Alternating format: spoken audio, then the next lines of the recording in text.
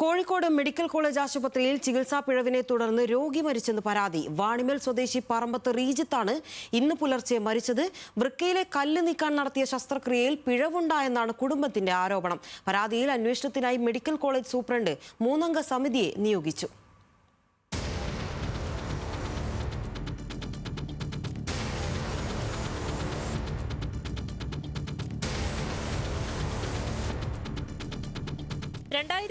ഓഗസ്റ്റിലാണ് കോഴിക്കോട് വാണിമേൽ സ്വദേശി പറമ്പത്ത് റീജിത്തിനെ medical college ആശുപത്രിയിലെ urology വിഭാഗത്തിൽ പ്രവേശിപ്പിച്ചത്. ഓഗസ്റ്റ് 6-ന് കീഹോൾ ശസ്ത്രക്രിയയ്ക്ക് വിധേയനാക്കി. വൃക്കയിൽ ഇടതുഭാഗത്തെ കല്ല് നീക്കം ചെയ്യുന്നതിനായിരുന്നു ശസ്ത്രക്രിയ. എന്നാൽ ഡോക്ടർമാർ വലതുഭാഗത്താണ് ശസ്ത്രക്രിയ നടത്തിയതെന്നും ശസ്ത്രക്രിയ കഴിഞ്ഞതു മുതൽ ആരോഗ്യനില വഷളായെന്നും കുടുംബം ആരോപിച്ചു.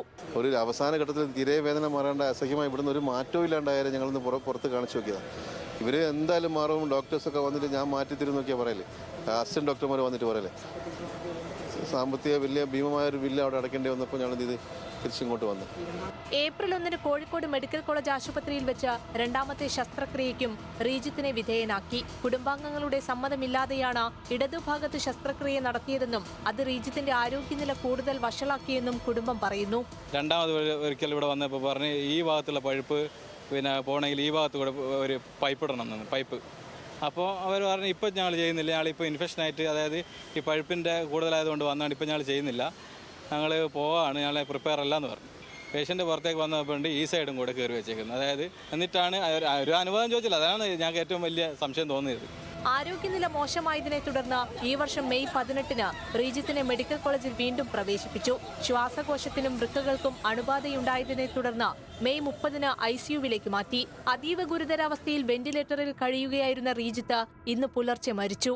റീജിത്തിന്റെ മരണത്തിന് പിന്നാലെ കോഴിക്കോട് മെഡിക്കൽ കോളേജിന് മുൻപിൽ കുടുംബവും നാട്ടുകാരും പ്രതിഷേധിച്ചു. DMO സ്ഥലത്തെത്തി കൃത്യമായ വിശദീകരണം നൽകാതെ മൃതദേഹം ഏറ്റുവാങ്ങില്ലെന്നായിരുന്നു നിലപാട്. മെഡിക്കൽ കോളേജ് സൂപ്രണ്ടും സർജറി വകുപ്പ് മേധാവിയും കുടുംബവുമായി ചർച്ച നടത്തി അന്വേഷണം ഉറപ്പു നൽകിയതോടെയാണ് പ്രതിഷേധം അവസാനിപ്പിച്ചത്. ആരോപണ വിധേയനായ യൂറോളജി വിഭാഗം മേധാവി ഡോക്ടർ വേണുഗോപാലിനോട് റിപ്പോർട്ട് തേടിയിട്ടുണ്ടെന്നാണ് ആശുപത്രി അധികൃതരുടെ വിശദീകരണം. ചികിത്സ ശരിയല്ല എന്ന് പറഞ്ഞ് അന്ന് തന്നെ അത് യൂറോളജി ഡിപ്പാർട്ട്മെന്റിലേക്കും മെഡിസിനിലേക്കും റിപ്പോർട്ടിന് വേണ്ടി അയച്ചിരുന്നു. അതിന്റെ റിപ്പോർട്ട് കിട്ടിയിട്ടില്ല. റിപ്പോർട്ട് കിട്ടിയാൽ മേൽനടപടികൾ എടുക്കാമെന്ന് പറഞ്ഞിരുന്നു. അന്ന് ഡോക്ടർ വേണുഗോപാലായിരുന്നു. സാറ് റിട്ടയർ ചെയ്തു, 31-ാം തീയതി റിട്ടയർ ചെയ്തു. ഇങ്ങനത്തെ പ്രശ്നങ്ങളുണ്ടായാൽ സാധാരണ അതിന്റെ കൂടെ ഒരു ആരോപണം കൂടി വരാറുണ്ട്. അങ്ങനെയാണോ, അത് ശരിയാണോ എന്ന് എനിക്ക് പറയാൻ പറ്റില്ല. കുടുംബത്തിന്റെ പരാതി അന്വേഷിക്കാൻ 3 അംഗ സമിതിയെ നിയോഗിച്ചതായി മെഡിക്കൽ കോളേജ് സൂപ്രണ്ട് അറിയിച്ചു. മെഡിക്കൽ കോളേജ് പോലീസും പ്രാഥമിക അന്വേഷണം ആരംഭിച്ചിട്ടുണ്ട്. ന്യൂസ് മലയാളം, കോഴിക്കോട്.